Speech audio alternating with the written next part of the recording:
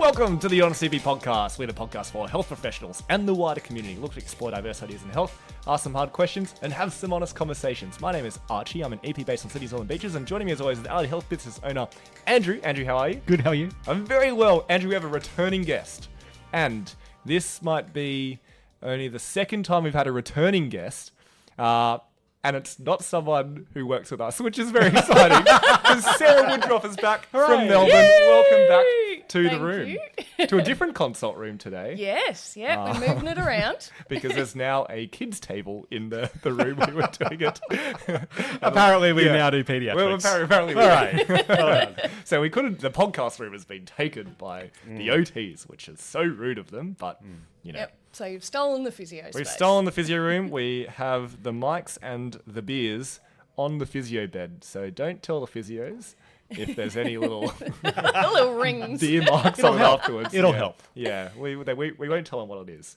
But you've brought in some new Victorian beers? Yes, yeah. Both of these are Victorian again.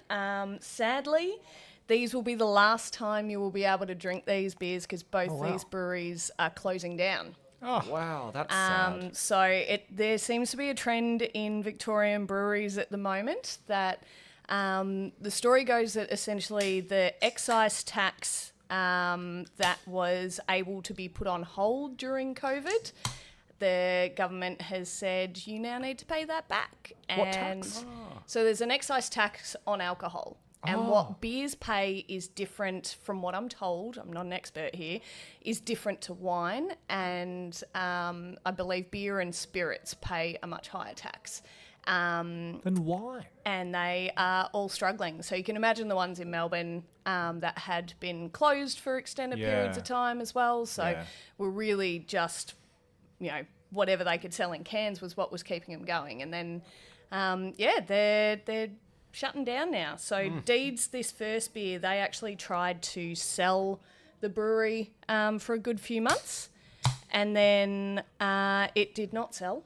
And I suspect, given its location near a train line, it will be sold to a contractor that will build apartments. Yeah. Which is very sad because that was actually our local and it was lovely. Oh, that was your local Yeah. in Caulfield. Yeah. Oh, well, close. Oh, close to Caulfield. Yep, Melbourne. But so this one I brought to kind of test you too because Yep. it's a ginger lime Gose.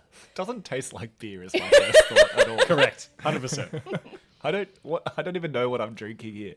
Because I was then going, oh, I've read ginger, maybe it's going to taste like a ginger beer.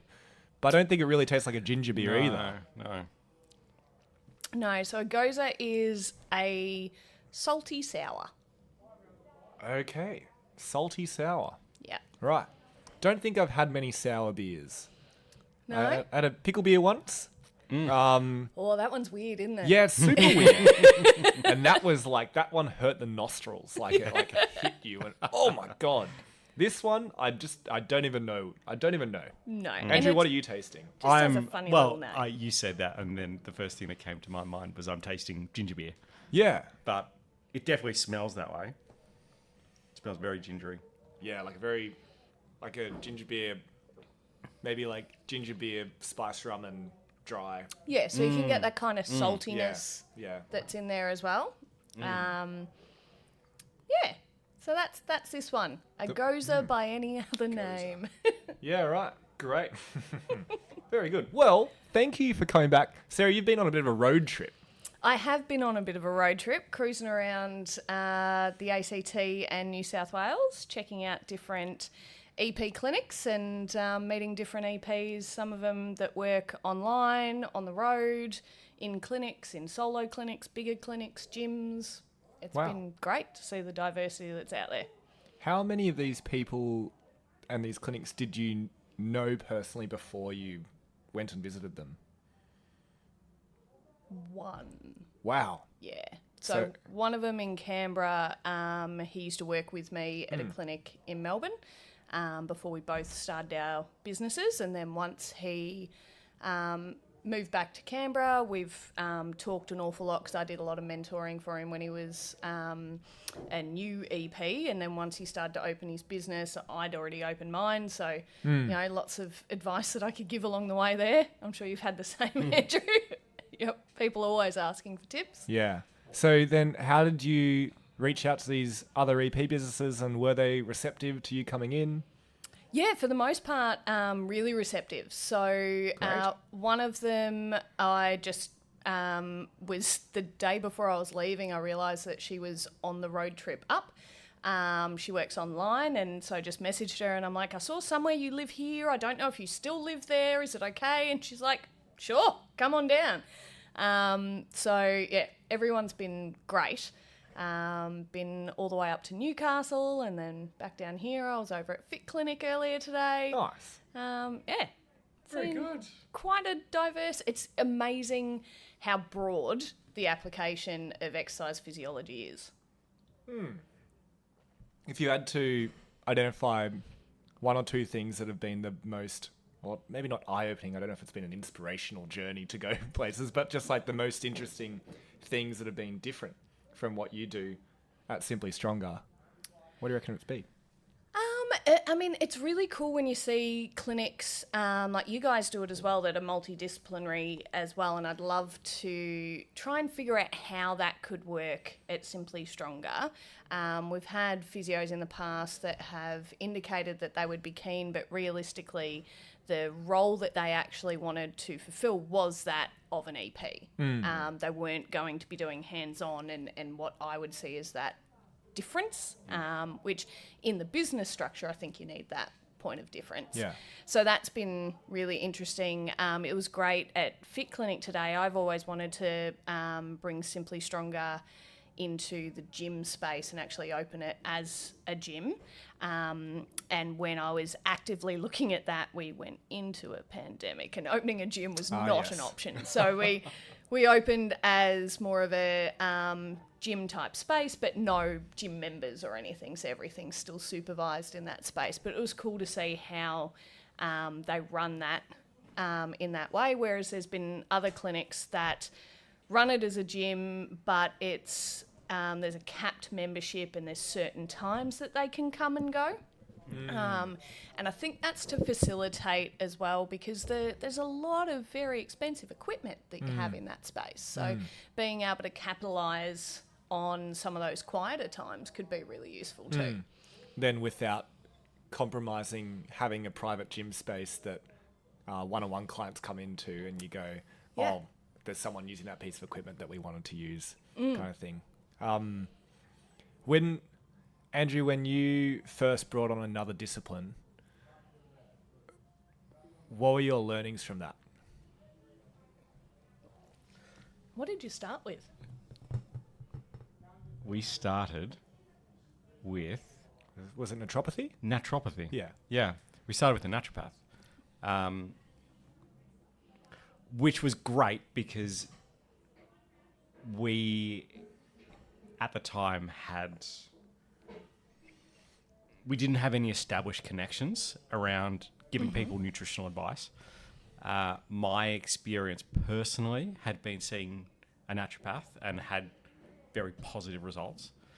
And with the demographic that we were working with at the time, which was mostly private, mostly a little bit older, so a little bit more disposable income, it kind of fit pretty well. And the guy that came on board had experience, knew how to build a caseload, knew how to build a business.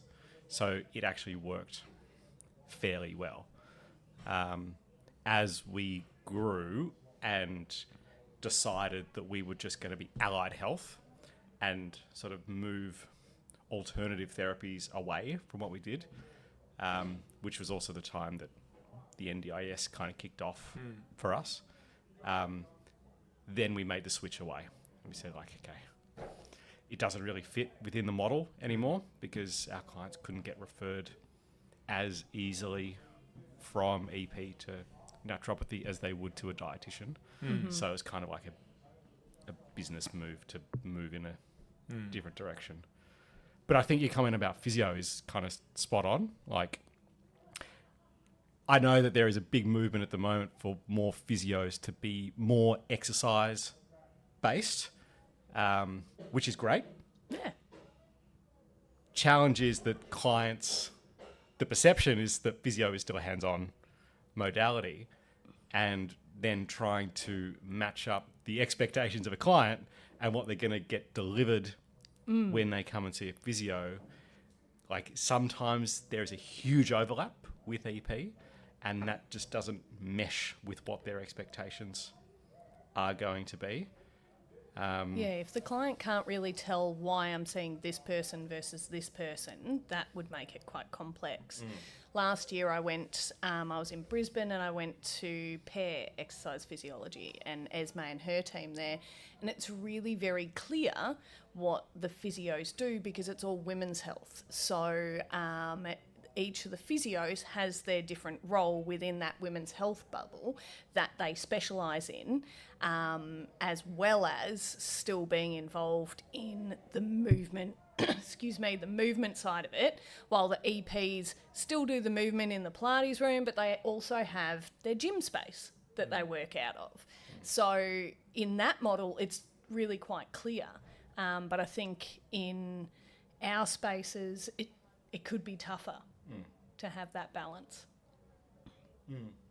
I think we found that recently, where our team has brought on, or Andrew's brought on, some more like, not traditional, but some more MSK physios who practice like physios, and it's been incredibly different, but like very easy, because like, well, it's clear that what you guys are doing is different to what we are doing, which makes internal referrals, but also new referrals or new clients when they call to go, well, it's quite clear what you're looking for and who you should be seeing here, rather than like, oh, well, our physios and our EPs both kind of work similarly. It's more about whose specialty, this specialty kind of thing.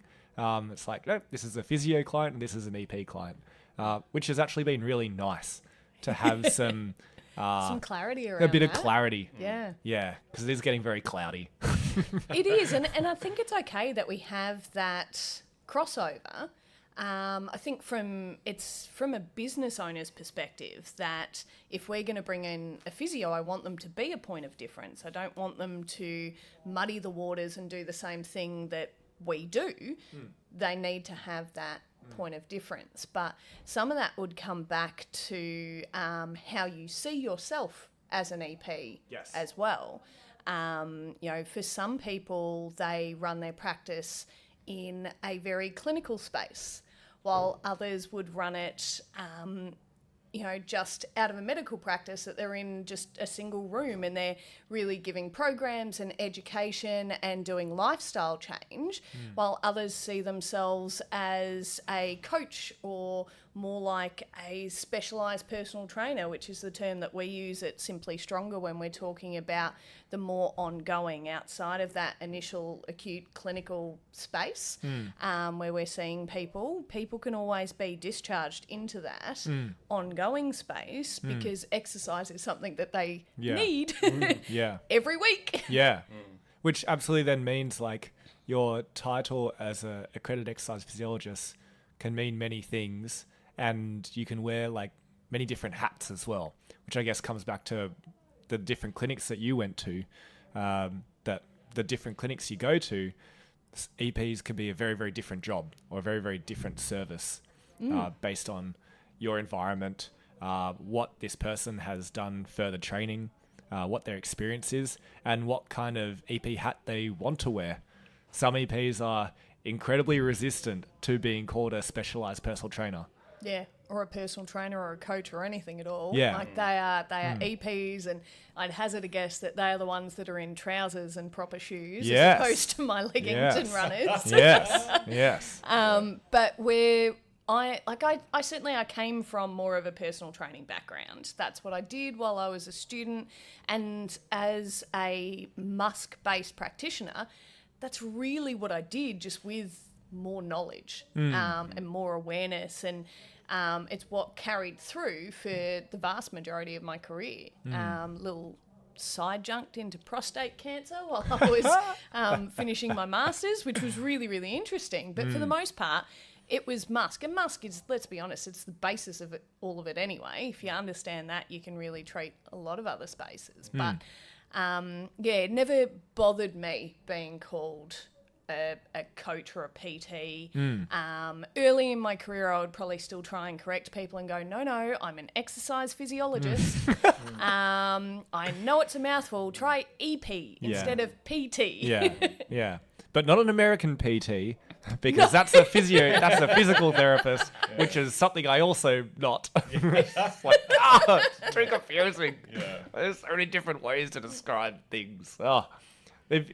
Andrew, if you could rename accredited exercise physiologist, because it is such a silly mouthful. And this comes back to something we want to talk about today, which is language, and the language around exercise, and even the stigma that some clients have around the word exercise. Yeah, and they come in. How many clients come in saying, "Oh, I hate exercise"? Yeah, I don't want to exercise, and we backtrack and go, well, no, like we don't just do exercise. I'm not going to make you exercise. But in their head, they're going, well, it's in your name. So I know you're saying one thing, but my referral says... I saw the gym on my way in. Yeah, but my referral's saying another thing. And I see your runners that you're wearing. Yeah. Something's going on. And you got me worried now. So I wonder if there is not a more inclusive term. That's not the word I'm looking for. But if you could be called something different as an EP... Would you I have no different? idea, and I'll be honest, I don't think it matters. Yeah. Look, I'll speak for myself now. It doesn't matter to me. Like, I don't care if you That's call all I me wanna know. an exercise physiologist or an exercise physiotherapist or a fucking whatever. Yeah, often an exercise physio, aren't we? Yeah. Clinical exercise physio. Like, sure. Like, okay. I'm here to help people. I don't really give a shit what you call me. And I think it's more than... Because that's the thing, right? If you say, like, hi, I'm Archie, I'm an exercise physiologist, people go, what the fuck's that? Yeah. And then you have to provide what it is that you actually do. Yeah. And that's probably the more, like, hitting the mark as to how we actually help people, not just the name. Yeah. And the, like, I am an exercise... Like, the identity that comes with calling yourself, I am an exercise physiologist, that means that I do X, Y, and Z. And I must exercise. And I must exercise. Yeah. Side note, my first lecture at uni, I remember it vividly, by, I won't say his name, but he, because it would be not appropriate to say now, like, he, like, was very direct with us that there were people in our cohort that did not look like they exercised, and how are people going to trust you if you don't look a certain way? Yeah. I remember when I was at uni again, I worked at a Fernwood. It was my first job as a PT, and most of the PTs in there were students from the uni who we all looked the same. We were all an athletic look, except for one person who carried a little bit of extra weight. And I remember at the time, clients would make comments about her to say who would want to train with her. And I would turn around and say to them, anyone who's struggling with their weight, because they know that she's going through the same thing that they are. Right? My thought process, again, around language has shifted further, that maybe she's not struggling and maybe she's absolutely happy in the body that she was in. And we need to have that cap on now. But certainly back then, we're talking 20 years ago, it was the thought process, and I happen to know from conversations with her that she did want to be thinner, but whether she wanted that purely because everyone around her was thinner, And people are commenting on it. And people were commenting on it. And the amount, like, how many times have you heard, oh, you'd never trust a fat personal trainer, you know, or you'd never trust a skinny chef. Like, it's the same thing. Yeah. You know, but yeah, I remember the same sort of thing. Now, I imagine there's a bunch of phrases that we would have used to use, everyone would have used to use, that we now definitely wouldn't. Yeah, I've got one. Yeah, go on. Yeah. So I used to, when I would explain to people what an exercise physiologist was, I used to refer to myself as like a personal trainer for broken people. Oh, broken people. Yeah. Yeah. So I wouldn't refer to them as broken anymore, but as, again, Musk-based, it made sense in my head. It made it really clear to people what I did in helping people to get fitter, stronger, less broken. But it's horrible language. Can you Can you imagine in the NDIS space being well, these are the broken ones. Yeah. You can't say that. No. Or imagine being the person in front of you. So it's like, so do you know what an exercise physiologist does? And it's like, well, I'm like a personal trainer, but for broken people. And you gesture at them. They're like, oh, me. Okay, great. Hi. I guess I'm the broken person. Yeah. Didn't see myself that way, but now I do, thanks. Thanks for setting the expectations. Okay. Do you think new grads walking out now are being coached into how to like describe themselves? I think to a degree they are, because I ask certain questions when I interview, and there's times where you will hear the same answers come out. So clearly that's a university thing when you know that they're all coming from the same uni with those answers. But I think it's still really unclear. And I think my adventures around, New South Wales and the ACT and around Victoria and evidently Queensland as well, South Australia, I'm on the way, that show that because exercise and movement in general is so broad, how we apply ourselves is so broad, so you can't just put a one-line definition on it and expect that to encompass everybody and what we all do.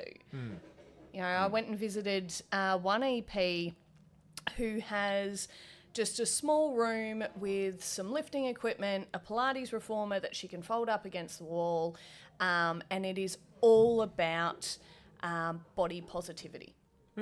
And the whole space just felt homely and warm. And the conversation we had, it just reaffirmed where my thought processes had come and where things had been previously, like, as I was saying, with that personal trainer, that it's absolutely okay for her to be in a bigger body, you know, and to be exercising. She can take up just as much space as anyone else.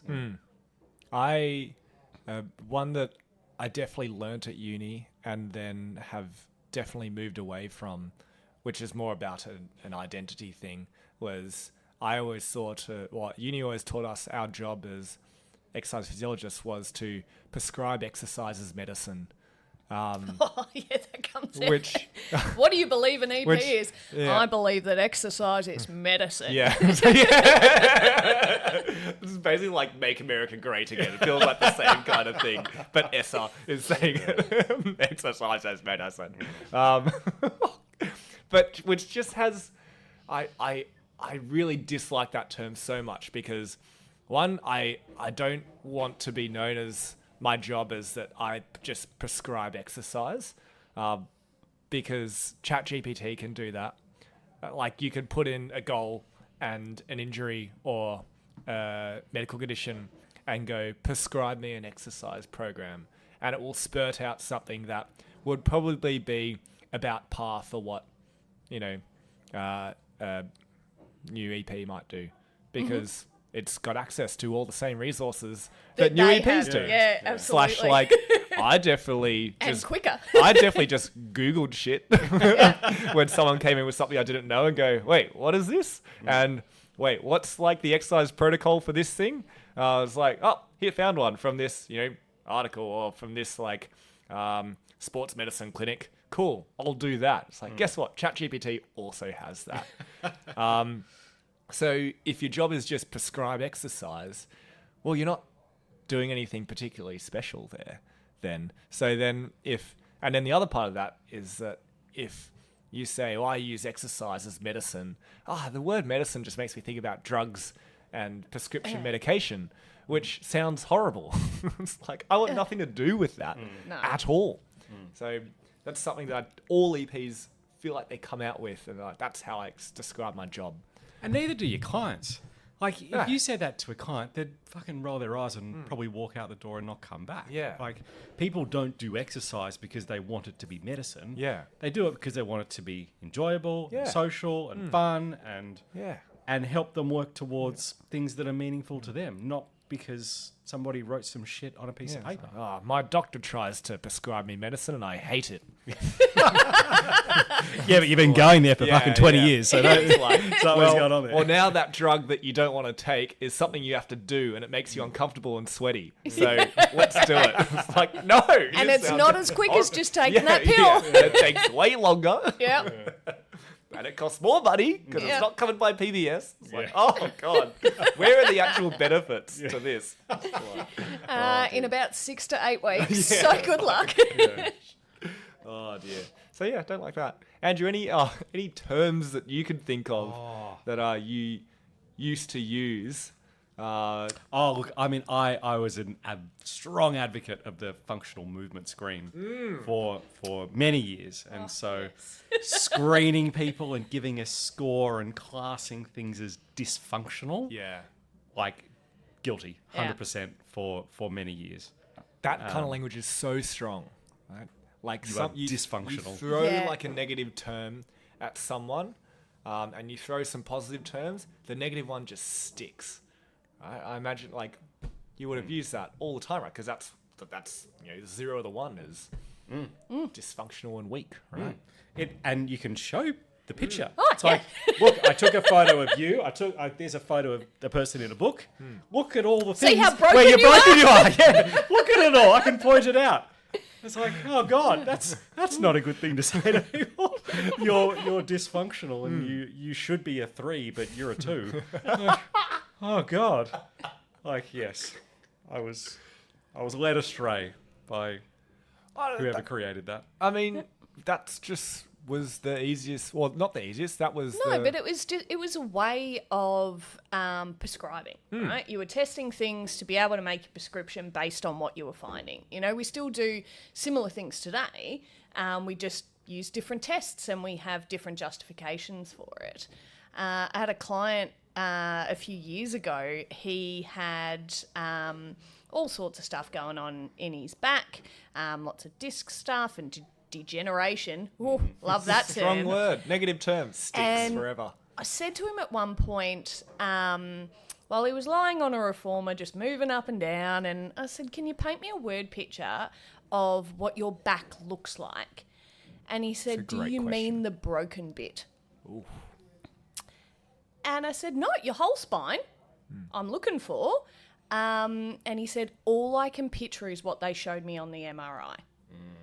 So he couldn't actually picture anything else. Now, everything that was going on for him was in his lumbar, and this guy loved golf. I said to him, okay, so when you are lying there right now, like you could move your head side to side. Yeah, that's your spine. Yeah, you're all right. We're good. All right. And you love golf. Like, golf actually makes your back feel better, doesn't it? Great. That's your spine too. And from there, you could see that just lit a light bulb in him. And that and one other moment where he watched me do a movement and got pain watching me led him down the path of, oh, okay, this pain isn't telling me I've done damage. It's warning me I could have damage. And I need to just assess the situation. And we talked about that at length, and that was really his turning point. But that language of, do you mean the broken bit? I use that with other clients now because they can see how powerful language can be. And then it's you take that and you can see how long people hold on to it for, and then they come to see you 5, 10, 15 years later, and they still hold on to every negative word that someone said about their body. And it's like, well, I've got this this dysfunction in my scapula. So then anytime my shoulder feels pain, I know that's just my dysfunctional scapula. And then I have this really my glutes turned off on this side, my left side. So my glutes asleep, just put it on the left side. So anytime I have anything lower body, like foot, knee, hip, anything, well, that's because my glute doesn't turn on. It's like, okay, all right, holding on to that as well. And then I was like, then the doctor said I've got a bulge here. I was like, oh, well, that's it. And Or it slipped. And That slipped. disc, It's it gone. slipped. Where is it? It's disappeared. Well, my back's out. Max out. Yep. Yep. And then someone's just got to like Jenga push it back in. And then it's fine again. Yeah. But careful, that's a Jenga tower. Oh, very, very unsteady. Very unsteady. Very fragile. Don't very move in the fragile. wrong way because someone Yeah. flicks the Jenga block out of there again. I could think of all the damage you could cause with your language is kind of the point we're making, is that like any Nocebic language that you use with clients, they will hold on to that. And maybe you won't see the effects of that, but in 5-10 years time, the next person they see, they'll have to deal with that language. And it's very hard to then help someone with an injury without coaching them out of those beliefs and those words that you've described about their body. Because you can go, no.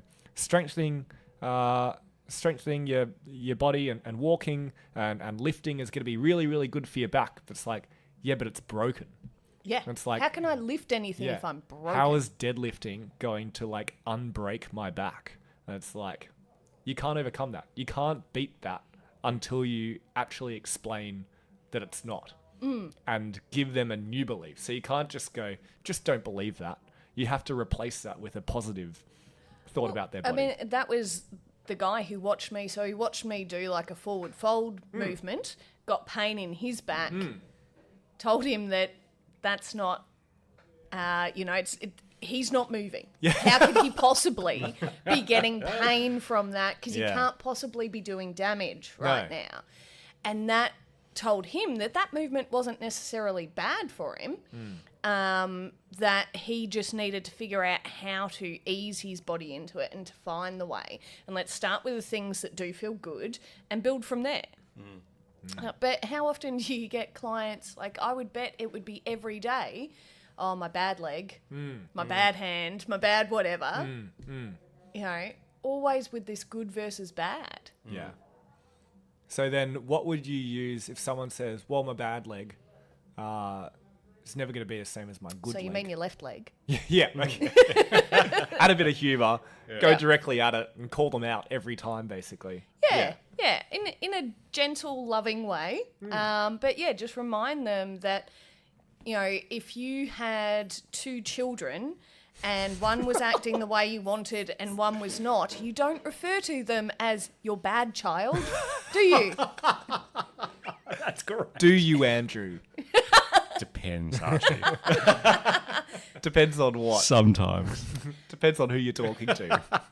But you're aware of the kind of damage that you could do if a child is always labelled as bad, like we see this, that they are naughty or I was always told I was doing the wrong thing, so I see that of myself, like that all just feeds into people's identities.